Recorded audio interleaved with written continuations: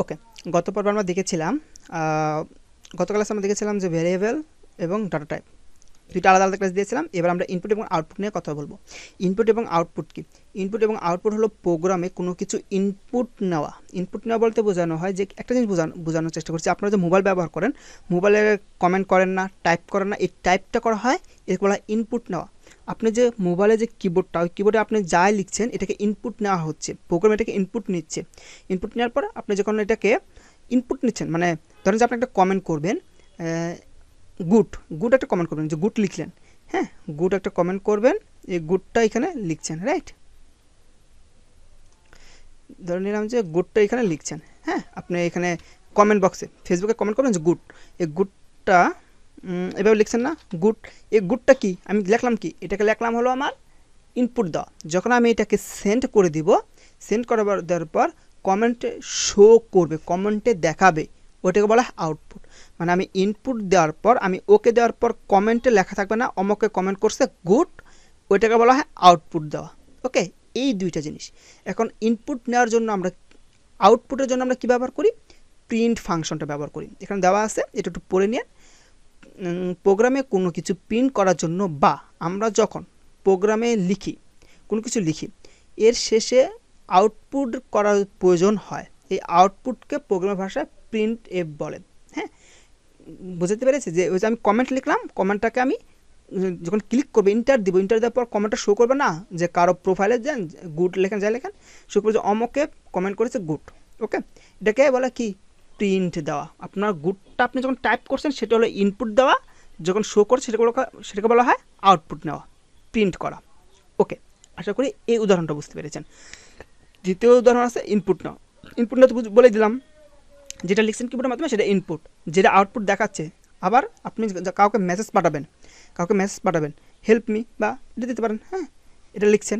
আপনি যখন লিখছেন, মেসেজে লিখছেন, ওই লেখাটা হচ্ছে টাইপ করা না, ওই টাইপটাকে হলো আপনার ইনপুট দিচ্ছেন, হ্যাঁ, ইনপুট দেওয়ার পর আপনি সেন্ডে ক্লিক করার সাথে সাথে এটা আপনার ওই জায়গায় শো করে, এই কোনো একটু শো করে না যে আপনি পাঠিয়েছেন সেন্ড হেল্প মি, এরকম কোনো লেখা শো করে না, ওই শোটাকে বলা হয় প্রিন্ট। আর লেখাটাকে বলা হয় কি? ইনপুট। এই যে ইনপুট দেওয়া, আবার আমরা যখন কোনো কিছু প্রোগ্রামে লিখতে চাই, একে বলে ইনপুট দেওয়া। এই ইনপুট দেওয়ার জন্য ব্যবহার করি স্ক্যানএফ। সি প্রোগ্রাম আমরা স্ক্যানএফের মাধ্যমে ওই ইনপুটটা দিই। ওকে, আশা করি এতটুকু বুঝতে পেরেছেন। ওকে, এখন আমরা প্রোগ্রামে চলে যাচ্ছি। ওকে, এখন আমি চাচ্ছি যে আমার একটা নাম প্রিন্ট করতে। এখানে আমি কী লিখেছি এটা দেখার দরকার নাই, এটা ভাত। ওকে, আপনারা এতটুকু অবশ্যই জানেন, এতটুকু আমি দেখে দিয়েছিলাম যে এটা প্রোগ্রাম, যখন আপনাকে সি প্রোগ্রাম লিখতে বলবে, এটা লিখবেন, এই মাঝখানে সি প্রোগ্রাম লিখবেন। ওকে, সো আমরা এখন একটা প্রোগ্রাম লিখব। প্রোগ্রামটা কী হবে? প্রোগ্রামটা হবে যে একটা নাম শো করবেন, যা আমাদের আইসিটি জগৎ, এটা আমরা শো করাতে চাচ্ছি, প্রিন্ট করতে চাচ্ছি, শো করাতে চাচ্ছি। এই যে প্রিন্ট টেপের মাধ্যমে কী করা, শো করানো হয়, হ্যাঁ, সব কিছু প্রিন্ট টেপের মাধ্যমে শো করানো। এই যে আইসিটি জগৎ, হ্যাঁ, এর ফাংশনটা শেষ না, এই পুরো জিনিসটা শেষ, এর শেষে সেমিকোলন ব্যবহার করা হয়। এখন আমি এটা ইন্টার দেওয়ার সাথে এই যে আইসিটি জগৎ, এটা হলো আমাদের, এই যে আমি যে টাইপ করলাম না আইসিটি জগৎ, এটাকে বলা হয় আমার ইনপুট। আমি কিন্তু ইনপুট নাই, জাস্ট এটাকে ইনপুট আমরা অন্য মাধ্যমে নেই, এটা বলে ইনপুট। আর আমি এইখানে ক্লিক করার সাথে সাথে যেটা শো করবে, এটাকে বলা হয় আউটপুট। ওকে, প্রিন্টে আমি এটা এইখানে লিখেছি, যখন আমি প্রোগ্রামটা চালাবো তখন প্রোগ্রামে আমাকে শো করবে যে আইসিটি জগৎ, এটাকে বলা হয় আউটপুট। ওকে, এতটুকু বুঝতে পেরেছেন। কারণ আমরা একটা প্রোগ্রাম করব, প্রোগ্রাম করার সাথে সাথে আমরা জিনিসটা বুঝে যাব। আমি এই জিনিসটা এখানে কমেন্ট হিসেবে রাখছি, এখানে কিছু বোঝার প্রয়োজন, আমি যেটা বলবো সেটা মনে রাখবেন, যেভাবে বলছি এইভাবে নোট করবেন প্রথমে। ওকে, আমাকে বলা হচ্ছে x = 5, y = 6 এবং z = x + y। বীজগণিতে এই জিনিসটা করেছেন আপনারা, বীজগণিতে। ওকে, তাহলে x এর মান কত এটা আমাকে দেখাতে হবে, রাইট? এটা আমরা দেখাই। তাহলে x এর মান দেওয়া আছে না, হ্যাঁ, x কি পূর্ণ সংখ্যা না? এটা কি পূর্ণ সংখ্যা? এটা কিন্তু নাম্বার ভিতরে কি নাম্বার দুইটা আছে, একটা ইন্টিজার একটা ভগ্নাংশ, ফ্লোট। এটাকে কি সংখ্যা দেওয়া আছে? পূর্ণ সংখ্যা দেওয়া আছে না, পূর্ণ সংখ্যা। এই জন্য আমি এখানে ইন্টিজার ব্যবহার করব। ডাটা টাইপ, এই ডাটা টাইপের পর আমরা কী ব্যবহার করি? ভ্যারিয়েবল নেম এখানে x দেওয়া আছে, এই জন্য আমরা x ধরছি।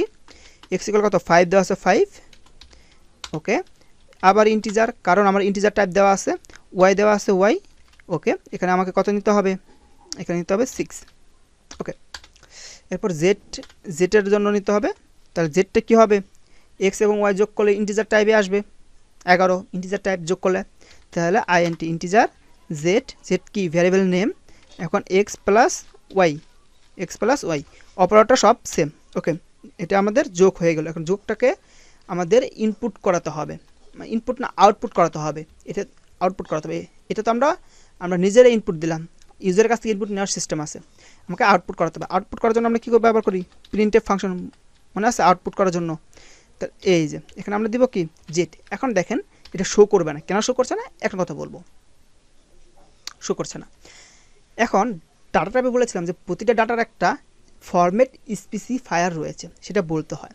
এখন দেখেন ইন্টিজারের জন্য ফরম্যাট স্পেসিফায়ার %d, ফ্লটের জন্য ফরম্যাট স্পেসিফায়ার %f, ডাবলের জন্য ফরম্যাট স্পেসিফায়ার lf।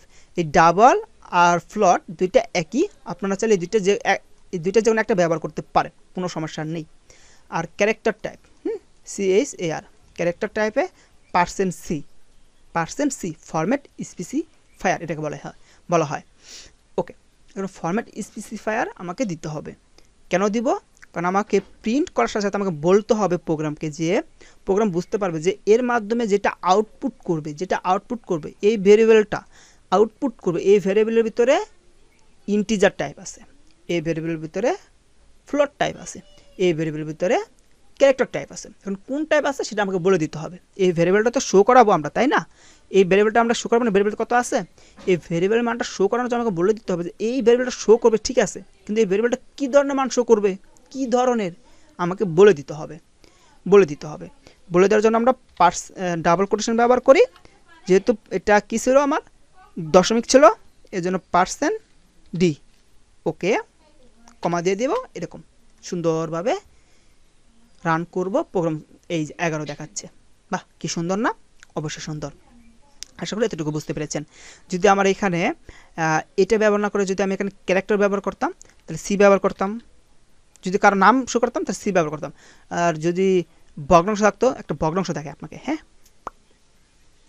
আপনি একটা ভগ্নাংশ দেখাবো, হ্যাঁ এটা তো %d ছিল, এখন ভগ্নাংশ ধরা যাক যে আমি এখানে 5.5 ব্যবহার করলাম, ওই প্রোগ্রামটা কিন্তু শেষ। এখন এই প্রোগ্রাম এখানে আমি 5.5 ব্যবহার করলাম, এখন 5.5 ব্যবহার করার পর যদি আমি এটাকে এভাবেই যদি ইন্টিজারের মাধ্যমে যদি আমি এটাকে দিই, দেখেন কি আসে, 11 আসে। কিন্তু আমি কি 11 চাচ্ছি, এটা কি আমার 11.5 আসবে না, আসবে। এই জন্য কী করতে হবে, এইটা কি টাইপ, এটা কী টাইপ হয়ে গিয়েছে, এটা হয়ে গেছে ফ্লোট টাইপ। এই যে আমি এখানে ফ্লোট ব্যবহার করে দেবো, ফ্লোট টাইপ। ওকে, এটা ফ্লোট টাইপ হওয়ার সাথে সাথে এটা কি ইন্টিজার টাইপ আছে, কোনো সমস্যা নেই। এটা কি ইন্টিজার, এটা কি যেহেতু যোগ করে কত হবে 11 আসবে, 11.5, তাহলে 11.5 আসলে এটা কি হওয়া উচিত, ইন্টিজার থাকবে না। দেখাই এটা এভাবে দেখাই, দেখেন কি আসে, 11 আসছে। তো 11.5 আসবে না, 5 আসবে, তাহলে জেডটা কি হবে আমার ভগ্নাংশ হয়ে যাবে। তো ভগ্নাংশের জন্য এই ফ্লোট টাইপ, আর এই ফ্লোট টাইপ যেহেতু জেডটাকে আমরা পিন করাতে চাচ্ছি, জেডটা কী ধরনের টাইপ, ফ্লোট টাইপ, হ্যাঁ ফ্লোট টাইপের জন্য %f। এখন দেখেন 11.55 মানে 0 মানে 0। ওকে, আর 5-এর পর জানি আমরা একটাই শো করে, এই জন্য আমরা যেখানে 0.1 দিব, তার মানে দশমিকের পর, এই যে দশমিকের পর একটা ঘর শো করবে, এর অর্থ এই দেখেন 11.5। সুন্দর না, সুন্দর। তো প্রোগ্রামটা অনেক সুন্দর হলো না, হ্যাঁ। এখন একটা প্রশ্ন করতে পারেন যে আমরা এইখানে ইন্টিজার যদি ব্যবহার না করি, কোনো সমস্যা নেই, আপনারা চাইলে এখানে ফ্লোট ব্যবহার করতে পারেন। আমি সবসময় ফ্লোটই ব্যবহার করি এইসব ক্ষেত্রে, কোনো সমস্যা নেই। দেখেন ফ্লোট ব্যবহার করছি, একই কাজ করবে, কে কাটা দিতে পারবে না। এখন বলেন যে এটা কি কাটা দিবে না, কাটা দিবে কেন, ফ্লোট টাইপ আপনি নিচ্ছেন, আপনার ইচ্ছা। এখন যদি কেউ এখানে চায় যে 6.7 ব্যবহার করব, অবশ্যই ব্যবহার করতে পারবে। এখন দেখেন কত হয় 12.2। তাহলে ফ্লোট টাইপ এবং ইন্টিজার টাইপ কখন ব্যবহার করবো সেটা আমরা দেখলাম, হ্যাঁ। এইখানে অনেকে এরকম ব্যবহার করতে চাইবে যে এটা যেহেতু আছে আমরা এভাবে ব্যবহার করি, হ্যাঁ হবে, সমস্যা নেই, আপনি চাইলে ফ্লোট ব্যবহার করতে পারেন। কিন্তু এইসব ক্ষেত্রে যখন দেখবেন যে ভগ্নাংশ পুনরায় আছে, পুরোটাই ফ্লোট ব্যবহার করা শুরু করবেন, সুন্দর হবে। ওকে, এই প্রোগ্রামটা শেষ। এখন আরেকটা প্রোগ্রাম আমরা দেখব, ইউজারের কাছ থেকে ইনপুট নিতে হবে না, ইউজার কাছ থেকে আমরা ইনপুট নিব। এই ক্ষেত্রে আমরা ইউজার কাছ থেকে ইনপুট নিব, ওকে, পূর্ণ সংখ্যা রাখি, সবগুলো পূর্ণ সংখ্যা আসলে পূর্ণ সংখ্যাতে কাজ করছি এখন। ওকে, এটা এরকম থাকুক, আমরা এটা পরে চেঞ্জ করব। এখন আমি এটা বলে দিচ্ছি কি করতে হবে। আমি এমনি লিখেছি, ইউজারের কাছ থেকে 2টা ভ্যালু ইনপুট নেবেন, এরপর এই 2টা ভ্যালু ইউজার কাছ থেকে ইনপুট নেবেন 2টা ভ্যালু, এবং 2টা ভ্যালু যোগ করতে হবে। এ হলো প্রোগ্রামে একটা প্রোগ্রাম। ইউজার কাছে 2টা ভ্যালু ইনপুট নাও এবং যোগ করো। এখন দেখেন তো আমি যে কথাটা বললাম, ইউজারের কাছ থেকে এখানে then user input TWO, two value and sum. এখানে কি আমি কখনো বলেছি যে 2টা ভ্যালু গ্রহণ করবা কিন্তু 2টা ভ্যালু ইন্টিজার হবে? না, আমি কিন্তু নির্দিষ্ট করে দেই না। তার মানে ইউজারের কাছ থেকে যখন আমি কোনো কিছু ইনপুট নিব, ইউজার যে কোনো কিছু দিতে পারে, রাইট? ইউজার যে কোনো কিছু ইনপুট দিতে পারে না? আমরা কি যোগ কি সবসময় পূর্ণ সংখ্যায় করি? আমাদের তো পয়সারও যোগ করতে হয়, এক্ষেত্রে আমরা ফ্লোট ব্যবহার করব এরকম ক্ষেত্রে। কিন্তু আমি ধরে নিচ্ছি যে আমরা ইনপুট হিসেবে প্রথমে আমরা ইন্টিজার নিচ্ছি, এরপর আমরা ফ্লোটর দেখব। এগুলোকে কাটা দেবো। কেন কাটা দেবো? কারণ আমরা এখন ইউজারের কাছ থেকে মানটা নেব। আগেরবার কী ছিল, নির্দিষ্ট করে দিয়েছিলাম, এখন আমরা এভাবে দেবো। এতক্ষণ আমরা এভাবে করলাম না প্রোগ্রামটা, সেম জিনিসটাই অন্যভাবে করা যায়, সেটা আমরা একটু পরে দেখছি। ওকে, এখন আমরা ইউজারের কাছ থেকে ইনপুট নেব। এখন একটা জিনিস দেখেন তো, আমি ইনপুট নেওয়ার ক্ষেত্রে আমি ইউজারকে বলবো যে input your first value. Okay, input your first value, তাহলে এটা শো করতে হবে ইনপুট ইওর ফার্স্ট ভ্যালু, তাহলে এটা প্রিন্ট করাতে হবে এতটুকু। প্রিন্টের ফাংশন ব্যবহার করব।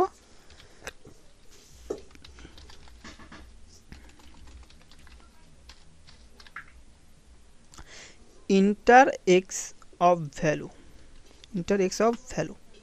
প্রোগ্রামটা শেষ। এখন বলতে পারেন যে ইয়ার আগে এই যে এইখানে তো %d ব্যবহার করেছিলেন, রাইট? না সরি, এখানে তো %a ব্যবহার করেছিলেন। হ্যাঁ, %d ব্যবহার করেছিলাম আমরা ইয়ার আগে, সমস্যা নেই। %d ব্যবহার করেছিলেন, রাইট? তাহলে এইখানে কেন ব্যবহার করছেন না? এখন একটা জিনিস বুঝান তো, এই যে আমি প্রিন্ট করলাম, এটা কি আমি কোনো ইউজারের কাছ থেকে মানে কোনো ভ্যারিয়েবল কি প্রিন্ট করাচ্ছি? না। আমি কি কোনো ভ্যারিয়েবল সত্যিকারে প্রিন্ট করাচ্ছি? না। কিন্তু এখানে কিন্তু ভ্যারিয়েবল প্রিন্ট করাচ্ছিলাম না। হ্যাঁ, এর জন্য আমাকে ফরম্যাট স্পেসিফায়ার ব্যবহার করতে হয়েছে। কিন্তু এখানে কি কোনো ভ্যারিয়েবল রয়েছে? না, এখানে কোনো ভ্যারিয়েবল নাই। এজন্য আমরা এখানে এটা ব্যবহার করতে পারবো না, এখানে আমরা ব্যবহার করব না, রাইট? ওকে, এতটুকু বুঝতে পেরেছেন। যেখানে আমরা ভ্যারিয়েবল ব্যবহার করব ওইখানে বা ফরম্যাট স্পেসিফায়ার ব্যবহার করে দেখাতে হবে, আর যেখানে ব্যবহার করব না সেখানে আমাদেরকে দেখাতে হবে না। ওকে, এটা জাস্ট আমরা দেখাবো, জাস্ট শো করাবো মাত্র। আর এখানে আমরা একটা জিনিস দেবো, এটা হলো এন স্যার কী হয়, আমরা একটা জিনিস আগে এটাকে দেখাই। ওকে, এই দেখেন একসাথে হয়ে গেছে না, ইন্টার অফ ভ্যালু। এটাকে আমরা কোনো ভ্যালু নিয়েছি? নেই, এটা এখানকার ভ্যালু আসছে, সেটা পরবর্তীতে থাকুক। এখানে যদি আমরা এটা বড় করি, এরপর হয় নিউ লাইন, এটাকে বলা হয় কি নিউ লাইন। পরীক্ষাতে কিছু চিন্তা করতে হবে না, এই যে সুন্দর আলাদা আলাদা হয়েছে, ঠিক আছে? আমি যেভাবে বলি এভাবে প্র্যাকটিস করবেন। এরপর আমাকে স্ক্যানএফের মাধ্যমে নিতে হবে। মনে আছে যে স্ক্যানএফের মাধ্যমে ভ্যালু নিতে হয়, এই যে স্ক্যানএফের মাধ্যমে ভ্যালু নিতে হয়। তো আমরা যখন ভ্যালু নিব, হ্যাঁ, কার জন্য ভ্যালু নেব? এক্সের জন্য। তো এক্স কী ভ্যালু নেব? আমরা ধরে নিচ্ছি যে আমরা ইনপুট হিসেবে ইন্টিজার টাইপ নেব, ধরে নিচ্ছি। তাহলে %d দিতে হবে। আর এইখানে আমি বলেছিলাম যে যখন আমি কোনো কিছু ইনপুট নেব, ইনপুটটা কী নিব? %d বলতে কী বোঝায়? ভ্যারিয়েবল নিব। %d বলতে কী বোঝায়? যে পূর্ণ সংখ্যা আমি ইনপুট নিতে পারবো। এখন ইনপুটটা নেওয়ার পর এই জায়গায় রাখতে হবে না? হ্যাঁ, রাখার জন্য এরকম বলে $x। এর অর্থ হলো যে আমি এক্সের ভিতরে মানটা রেখে দিব। স্ক্যানএফের মাধ্যমে যা নিব সেটা হলো পূর্ণ সংখ্যায় নিব, আর এই পূর্ণ সংখ্যাটা আমরা এক্সের ভিতরে রেখে দিলাম। এই যে এই এক্সের ভিতরে আমরা রেখে দিলাম, %এর মাধ্যমে বলা হয়, বোঝানো হয় যে রেখে দিলাম। ওকে, মানে এটার মাধ্যমে ইনপুট নিতে পারলাম। এখন সেম জিনিসটা আমরা ওয়ার জন্য করব। যেহেতু সেম জিনিস, জাস্ট আমি কপি পেস্ট করে দিয়ে জাস্ট ইটা চেঞ্জ করে দেবো। এখানে জাস্ট ওয়াই দিয়ে দেবো, এই জায়গায় ওয়াই দিয়ে দেবো, সেম জিনিসটা থাকবে। এখন এই জিনিসটা যোগ হয়ে এখানে আসবে, এখানে প্রিন্ট হবে। এখন আমরা দেখাই। ওকে, রান করলাম। দেখেন প্রথমে কি বলেছে, এইখানে আমরা এই জিনিসটা এখানে লিখেছি না? হ্যাঁ, এই জিনিসটা আমরা এখন এইখানে লিখবো না। এই দেখেন এখানে লিখলে কি হয়, যে নিচে চলে আসছে। আমরা চাচ্ছি যে এই সোজা বরাবর আনতে। এটা তো নিউ লাইন, মানে কি এটা নিউ লাইন হয়ে যাবে, তাহলে এটা আলাদা লাইন হয়ে যাচ্ছে। আমরা এটা এখানে ব্যবহার করবো না, আমরা আগে ব্যবহার করেছিলাম কারণ এইটা আসছিল বুঝতে। এখানে আমরা %d এখানে ব্যবহার করব, তাহলে নিউ লাইনটা সুন্দর দেখা যাবে। হ্যাঁ, এখন আমরা রান করি। এটা দরকার নাই, আপনারা এটা না দিলে চলবে, সমস্যা নেই, এটা না দিলেও চলবে আপনাদের, কোনো সমস্যা নেই। এই যে দেখুন সুন্দর করে এখানে আসবে। তো প্রথম ভ্যালু আমরা কী নেব, ধরে নিলাম 6 নিলাম। ওকে ওকে, এটাকে আমরা রান করে আমরা এখানে দিয়েছিলাম যে আমরা এই লাইনটা এখন দিব না, লাইনটা অটোমেটিক ব্রেক হয়ে যাবে এখানে, এই জন্য আমরা এখানে লাইন ব্রেকটা ব্যবহার করব না। এখন রান করি, রান করলে এই যে এখানে এক্স এর মান কত দিব আমরা, ধরা যাক 6, যেহেতু সব পূর্ণ সংখ্যায় দিব। হ্যাঁ, ওয়াইয়ের মান 8, তাহলে কত হয়, যোগ করলে 14। এই যে এখন আমরা চাইলে এখানে লিখতে পারি না 14 যে এক্স প্লাস ওয়াই ইকুয়াল এত। এটা আমরা শো করতে পারি, শো করতে পারি না, শো করতে পারি। কীভাবে, এইখানে আমাদেরকে লিখতে হবে, দেখেন sum of x, sum of x, okay, এক্সের সাম বা sum of x plus y, x plus y. Okay, এটা আমরা এভাবে দেখাতে পারি। দেখেন এখন একটা জিনিস বোঝানোর চেষ্টা করছি, এখানে দিলাম 4, এখন 9 সাম অফ এক্স প্লাস ওয়াই, এটা কি ঠিক বোঝালো? 9টা আমার এই সাইডে লাগবে না, এই সাইডে লাগবে। এখন এই পার্সেন্ট ডি হোক, পার্সেন্ট এফ হোক, পার্সেন্ট সি হোক, আমি এই জিনিসটা যেই জায়গায় বসাবো ওই জায়গায় মান শো করবে। যদি আমি এখানে বসাই এইখানেই শো করবে। ওকে, দেখেন pass sum of x plus y equal 5, আমরা এখানেও মান বসাতে পারি, মান দিয়ে দেখা দিতে পারি, কোনো সমস্যা নেই। ওকে, তাহলে এই প্রোগ্রামটা আমরা পারলাম, ছোটো একটা প্রোগ্রাম ছিল, পেরে গেলাম। এখন একটা জিনিস যদি আপনাকে বলা হয় যে জিনিসটা বিয়োগ করতে, জাস্ট এই জায়গায় বিয়োগ করে দিবে, চিহ্নটা চেঞ্জ হবে, সব জিনিস একই থাকবে। এখন আপনাকে তো এখানে বলা হয় না যে ইন্টিজার টাইপ, বলা হয়েছে, বলা হয় নাই। তাহলে আমি কি চাইলে, হ্যাঁ, আমি আমার ইচ্ছা হলো যে আমি 7.2 এটার সাথে আমি যোগ করব। এখন দেখেন জিনিসটা হবে না, কেন হবে না, জিনিসটা কেন হচ্ছে না, কারণ এটা আমার ইন্টিজার টাইপ, এজন্য জিনিসটা ভুল দেখাচ্ছে, জিনিসটা ভুল দেখাচ্ছে, জিনিসটা ভুল দেখাচ্ছে। এখন যদি আমি এটাকে ঠিক করতে চাই তাহলে কি করতে হবে, চেঞ্জ করে দিতে হবে। কি, আমরা এই জায়গায় ডাটা টাইপকে চেঞ্জ করে দেব, ডাটা টাইপকে কি চেঞ্জ করে দেবো, ফ্লোট, সব কিছু আমরা ফ্লোট দিয়ে দেবো, ফ্লোট, ফ্লোট টাইপ। ওকে, তাহলে ফ্লোট টাইপ যদি আমি, ফ্লোট টাইপে কি আমি কিন্তু পূর্ণসংখ্যা রাখতে পারি, ফ্লোট টাইপে পূর্ণসংখ্যা নিয়ে কাজ করতে পারি, ভগ্নাংশ নিয়ে কাজ করতে পারি। তাহলে এখানে চেঞ্জ হয়ে যাবে না পার্সেন্ট, এটা কি এক্স কি, এখন কি এটা কি ভগ্নাংশ পূর্ণসংখ্যা আছে না, ভগ্নাংশ হয়ে গেছে, তাহলে এফ, এখানেও এফ, আর এইখানে কি হবে, এটা যোগ ওর বিয়োগ করুক সব ফ্লোট টাইপ হয়ে যাবে, যেন আমরা ফ্লোট ব্যবহার করে দেবো।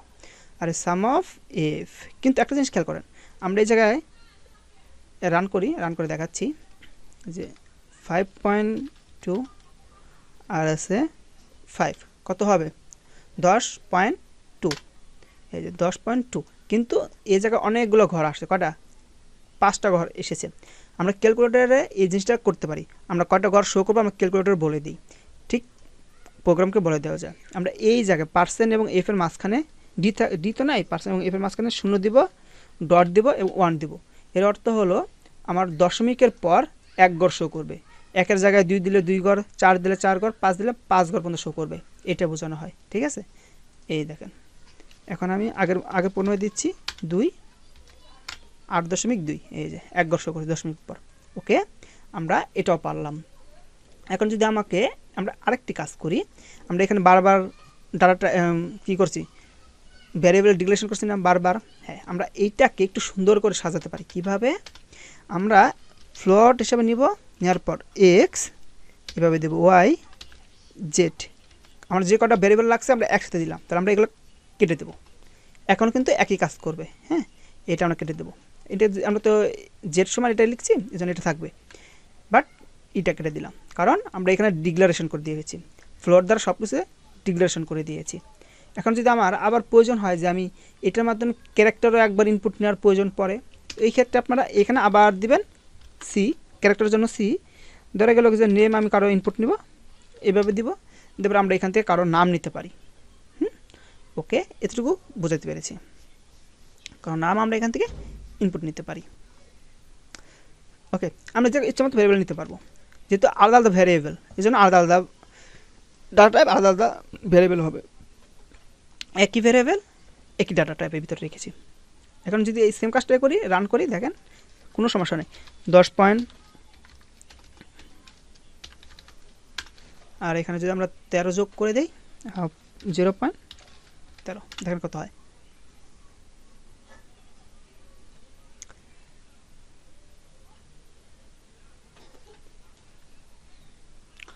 ওকে, আমাদের এই প্রোগ্রামটাও শেষ। তাহলে আমাদের এই প্রোগ্রামটাও শেষ। আমরা এতটুকু বুঝতে পেরেছি কীভাবে আমরা প্রোগ্রাম লিখি। এখন যোগ, এখানে আপনার কিছু যোগ চিহ্ন আছে না, যদি আমি বাঘ চিহ্ন করে দিই বাঘ হয়ে যাবে। একই ক্ষেত্রে দেখেন আমরা কিন্তু ইনপুট নিচ্ছি সেম জিনিসটা যদি বাঘ লিখি তাহলে বাঘ হয়ে যাবে। জাস্ট আমরা এখানে বাঘ লিখবো বা কোনো কিছু না লিখলেও হয়, জাস্ট চিহ্নটা চেঞ্জ করে দিয়ে বাঘ চিহ্ন দিয়ে দিয়ে এখানে সামনা লিখে এভাবে লিখে দিলাম। এখন দেখেন কি হয়, যে 10কে যদি আমরা 3 ভাগ করি, এই যে 3.3, ওকে, তাহলে ভাগ করতে পারছি। এটাকে আমরা আবার গুণ করতে পারবো, স্টার দিলে গুণ হয়ে যাবে, জাস্ট আমরা এক জায়গায় চেঞ্জ করবো, সব কাজ একই হবে। 5.4 দ্বারা গুণ করবো, এই যে 21.6। তাহলে আমরা এটাতে সব কিছু। আবার ফ্লোট নিলে যে আমরা শুধু ভগ্নাংশ নিতে হবে এমনটা না, যদি আমি ভগ্নাংশ না নেই, যেমন 5 এবং 4 যোগ করি, গুণ হয়ে গেছে, এই যে 20। এটা কি শূন্য তো কোনো সমস্যা নেই, রাইট, কোনো সমস্যা নেই। আমরা যোগ চিহ্ন দিলে যোগ হয়ে যাবে। আবার আমরা চাইলে যদি যে একটা প্রোগ্রাম থেকে রান করে একাধিক, মানে এই একটা নাম্বারটাই যোগ হবে, বিয়োগ হবে, ভাগ হবে, গুণ হবে, এটা কি করবেন, এখানে নিয়ে আসবেন যে যোগ চিহ্ন জন্য এখানে নিয়ে আসবেন সাম নামে ভ্যারিয়েবল নেবেন, যে সাম, এটা করবেন। আবার নিচে আসবেন সাব মানে হলো আপনার সাবস্ট্রাকশন, এটা করা হয় বিয়োগের কাজ করে। এভাবে x মাইনাস ওয়াই দিবেন। মাল্টিপ্লিকেশন, এটা হবে আপনার গুণের জন্য। একটা প্রোগ্রামের মাধ্যমে আমরা সব কিছু করতে পারি। ওয়াই, আবার চাইলে আমরা এখানে ভাগ করতে পারি, তাহলে ডিভাইড, ওকে, ভাগ ওয়াই। এই সবগুলোকে আমরা শো করতে চাচ্ছি, তাহলে এখানে কি ভ্যারিয়েবলগুলো নিতে হবে না, ভ্যারিয়েবলগুলো নিতে হবে। আমি চাইলে এখানে রিলেশন করে দিতে পারি এইভাবে ফ্লট, আবার চাইলে আমি এই উপরে দিয়ে দিতে পারি, কোথায়, এই জায়গায়। এখন আর জেড তো নাই, আছে না, সাম আছে, সাব আছে, হেমিওয়েল মাল্ট আছে, ডিভিশন আছে। তাহলে এইগুলো আমি এখানে দিয়ে দিলাম। তাহলে এইগুলো কিন্তু ফ্লটের ভিতরে রেখে দিয়েছি, সব ফ্লট হবে, আমি জানি যে ফ্লট হবে, এই জন্য ফ্লট দিয়ে দিয়েছি। এখন এটা কিছু করবে, এসইউএম সাম। এখন সাম তো দেখালো, সাবস্ট্রাকশন দেখাতে হবে না। হ্যাঁ, এখানে একটু কাজ করবেন, এখানে এন দিবেন, এন দিলে মানে কি এক গড় নিচে আসবে, ওকে, ব্রেক হয়ে যাবে। আমরা বলেছিলাম ব্রেকের জন্য, কোথায় বলেছিলাম, চতুর্থ বলেছিলাম। এখানে এখন আমরা বিয়োগের জন্য বিয়োগ চিহ্ন দেব, আর এখানে যোগ চিহ্ন, বিয়োগ চিহ্ন। তারপর আবার যদি আমরা নিচে আসি, এটা কি হবে, MULT মাল্ট, গুণ করবে, ওকে, ভাগ করবে। আবার নিচে আসবো, ভাগের জন্য ডিভ, এই যে ভাগ। এখন আমরা যদি রান করি, দেখেন একটা দিয়ে সব কাজ করব। ধরা যাক যে আমরা 3 যোগ করলে 9, 3 বিয়োগ করলে 0, 3 গুণ করলে 9, সরি এখানে এই ফাংশন একটু ভুল হয়েছে, এবং 1 কোথায় ভুল হয়েছে, এই দেখেন এই জায়গায়, এই যে প্রথমে গুণ আছে না, এটা যোগ হয়ে যাবে, যোগ চিহ্ন দিই না, এই জন্য। এখন আমরা যদি 3 দিই, এই যে 3 যোগ করলে 6, এবং 3 বিয়োগ করলে 0, 3 গুণ করলে 9, এবং 3 ভাগ করলে 1। এখন আপনার ইচ্ছা মতো যোগ বিয়োগ ভাগ সব দেখাতে পারবেন, ঠিক আছে। এই প্রোগ্রামটা সুন্দর করে করবেন, করে এটা নোট করবেন, জমা দিবেন। এছাড়া আরও কিছু একটা করে, প্রথমে এই যোগের একটা পুরোটা প্রোগ্রাম করবেন, লিখবেন 1 যোগের জন্য, দ্বিতীয় বিয়োগের জন্য, তারপরে গুণের জন্য, তারপরে ভাগের জন্য, এরকম 4টা প্রোগ্রাম করে দিবেন, এবং লাস্টে এই সম্পূর্ণ একটা প্রোগ্রাম করে দিবেন, ঠিক আছে। এরপরে যদি সমস্যা হয় তাহলে বলে দিবেন, আর সুন্দর করে এগুলো নোট করবেন।